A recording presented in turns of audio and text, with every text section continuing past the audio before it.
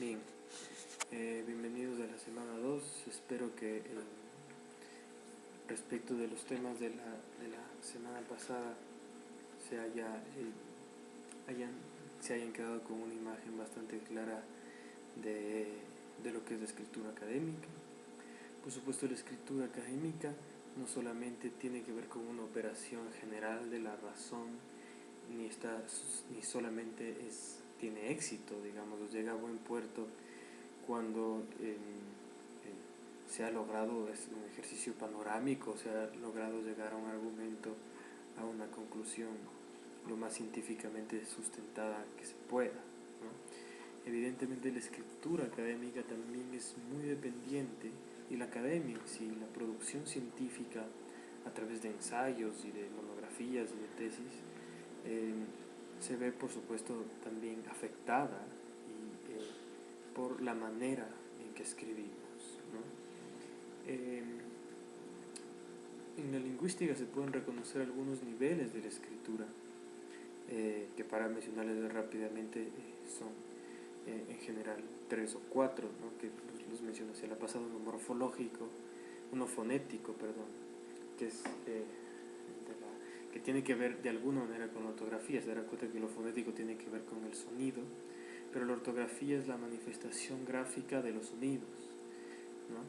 Y los fonemas son las unidades de sonidos, las sílabas, si se quiere, las unidades de sonidos que componen las palabras y que eventualmente componen los idiomas, las lenguas, el lenguaje en general. Ese es el nivel fonético. El nivel morfológico, que tiene que ver con la formación de palabras, ¿no? Que es la unión de fonemas o de sílabas, ¿no? Y que se encarga del estudio de cómo las palabras son unas diferentes de otras. Aquí ya un poco me estoy metiendo en algunas reflexiones bastante básicas, introductorias de lingüística, pero ese no es nuestro tema. Este es el nivel morfológico. Eso también tiene que ver con la ortografía, porque la ortografía, como ya está prácticamente señalado en el pizarrón, tiene que ver con la escritura correcta, ¿no? El tercer nivel, también influenciado por la ortografía, es el sintáctico, que ya tiene que ver con cómo se relacionan unas palabras con otras, ¿no? Tiene que ver con cómo se van formando frases y oraciones o proposiciones, si quieren verlo por el lado de la lógica matemática, ¿no? Que también tiene que ver con la ortografía, y tiene que ver con la puntuación, que es algo que estaremos, con los signos de puntuación, que es algo que estaremos viendo muchísimo más a fondo la semana que viene, en el siguiente módulo. Y hay un cuarto nivel, que es el semántico, que es el sentido que puede generar una oración o una frase, ¿no? Que es el mensaje, digamos, abstracto que nosotros podemos obtener de una conversación o de la lectura de un texto, que al fin y al cabo son lo mismo, ¿no? Una conversación y la lectura del texto son lo mismo. El nivel semántico, que parece el más abstracto de todos y el más lejano de lo fonético, de lo morfológico, y que sería una construcción meramente racional, también está influenciado por la ortografía. Basta que revisemos un ejemplo. Si yo tengo la oración, el pero está ladrando, o sea, donde he cometido un error ortográfico, el pero me está ladrando, esta es una oración que semánticamente para nosotros no tiene ningún sentido. Más allá de que la palabra por sí, la palabra pero, está bien escrita, es una palabra que pertenece a la lengua. Y más allá de que lo sintáctico también está siendo respetado, porque es una oración que respeta, ¿no es cierto?, la función del artículo, la función del verbo, etc., ¿no? Y sin embargo ese error ortográfico es completamente capaz de modificar este cuarto nivel de lenguaje, que es el semántico, que tiene que ver con el sentido de las cosas. Con esto lo que les quiero decir es que la importancia de la ortografía radica justamente en el hecho de que las irregularidades ortográficas o transgredir las reglas ortográficas que ustedes van a poder revisar en cada uno de los textos que yo les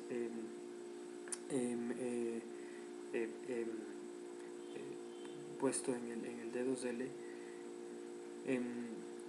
pueden afectar gravemente el sentido de las cosas, por supuesto el sentido de los ensayos que ustedes van a trabajar y los ejercicios también que ustedes van a trabajar a lo largo de este semestre. Es decir, es gravitante no solamente porque sea una mera formalidad, ¿no? Es gravitante porque muchas veces juega ahí el sentido de las cosas. Yo, por dar un ejemplo grave, es algo que a lo que tenemos que prestar atención, más allá de que, entre paréntesis, debería decir que tenemos las herramientas a la mano para no cometer errores ortográficos.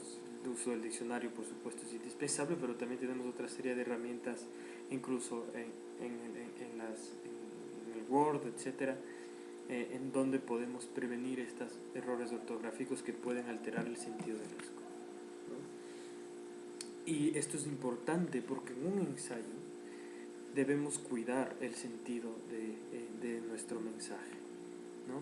En el caso del ensayo académico, a diferencia del ensayo literario, y van a ver que vamos a volver a este tema una y otra vez, el lenguaje es un vehículo de nuestras ideas, ¿no? Tal vez en los textos literarios el lenguaje es el fin en sí mismo, ¿no? Es el juego con el lenguaje. En el ensayo académico el lenguaje tiene que ser lo más pulcro y lo más diáfano para que lo más importante, que es nuestro mensaje, la idea que queremos transmitir, nuestros argumentos, puedan llegar hacia el lector de la manera más franca y más limpia que se pueda. Y por eso es importante cuidarlo desde la ortografía, desde lo ortográfico, para no alterar o alterar lo menos posible o caer lo menos posible en una excesiva subjetividad, ¿no? Como les dije, están ofrecidos algunos textos que yo espero que revisen. Está igual algunas presentaciones de SlideShare. Me parece que no tiene ningún sentido que yo ahora haga una clase de 1 hora en video con las 200 reglas ortográficas con las que nos podemos enfrentar al momento de escribir. Y nada más quería señalar 3 elementos que a mí me parece que debemos tener especialmente en cuenta o que debemos enfatizar en su atención en el momento que estemos revisando ese material.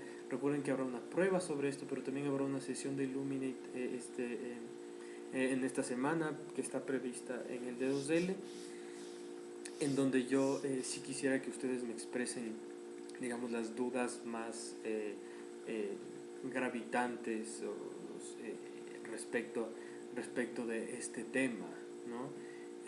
Van a haber algunos ejercicios, espero que esos ejercicios ya los empiecen a hacer, revisando por supuesto el material con las reglas ortográficas oficiales, ¿no?, de la Real Academia de la Lengua Española, que son las que tenemos por suerte muy a mano, ¿no? Entonces esto en lo que respecta a lo que va a suceder esta semana en cuanto a las actividades que vamos a realizar. En cuanto a lo más teórico, si se quiere, así me gustaría empezar, ¿no?, por este pequeño esquema que he hecho y que tiene que ver con la palabra ortografía, que como ya lo podrán suponer, o incluso ya lo he dicho hace un par de minutos, significa de ortodoxo, ¿no es cierto?, de la forma correcta de escribir, ¿no?, el gráfico de escritura, ¿no? De modo que esta es una palabra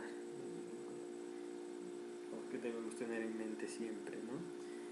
Y dentro de algunas de las normas fundamentales de la escritura sabemos que existe una división entre las palabras, en el plano morfológico, que es el de las palabras, que es entre agudas, graves y esdrújulas. Ustedes saben que depende del acento, donde se ve el acento, que es la mayor fuerza de voz.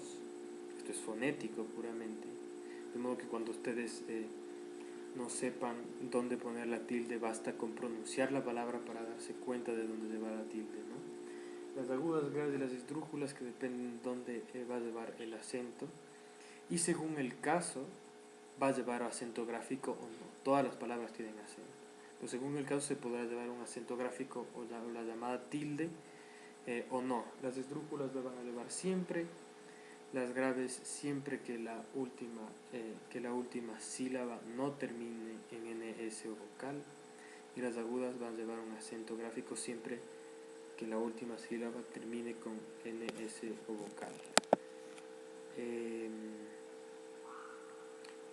También quisiera un poco advertir sobre algo que probablemente va a ser bastante problemático y tiene que ver con los hiatos y los diptongos. Los hiatos y los diptongos discriminan entre si llevan acento gráfico o no. Todo depende muchísimas veces de si la palabra es aguda, grave o esdrújula. Pero es algo que igual sí me gustaría que revisaran. En las agudas, el acento gráfico, en los hiatos, el acento gráfico siempre va a ir sobre la sílaba cerrada, es decir, la U o la I, ¿no? Y en los diptongos, el acento siempre va a ir sobre la sílaba abierta, ¿no? Sobre la A, la E o la O, ¿no? Por ejemplo, sabéis, ¿no? Sabéis tiene acento en la E, que es la sílaba abierta, sabéis, ¿no? Además que está respetando el hecho de que es una palabra aguda, ¿no? María es un ejemplo de lo anterior, de un hiato. El hiato destruye la unión entre dos vocales, ¿no? Aquí a través de una tilde. María, esta es de las pocas palabras graves, por ejemplo, que por el hiato van a llevar un acento a pesar de que una vocal sea la que termine la palabra. De todos modos, esto va a quedar muy claro con los ejemplos. En caso de que no sea claro o que no quede claro, lo vamos a revisar en la sesión de Illumini. Y sobre todo quería enfatizar sobre la tilde diacrítica y sobre los varios casos de tilde diacrítica que ustedes van a poder encontrar además en un documento aparte, ¿no? Porque es en lo que más tendemos a tener problemas. Muchas veces del mi o el mi depende de la función gramatical que tenga esta palabra. Si es que es un pronombre, va a llevar, digamos, personal va a llevar el acento gráfico. Si es que es uno posesivo, como si es mi gato, ¿no es cierto? No lo va a llevar, todo va a depender del caso. Me parece que hay 10 o 12 casos, no son muchos más, en los que sí esto puede ser muy problemático y que sí me parece una de las temas de la ortografía con los que más problemas podemos enfrentar. Entonces, nada más quería enfatizar estos caminos que probablemente nos acorten trabajar demasiado sobre el ortográfico. Me parece que esta semana es más que suficiente para hacerlo, por lo menos en estos casos, y que se fijen especialmente en estos, ¿no? En estos 3 elementos que les ofrezco en este video, y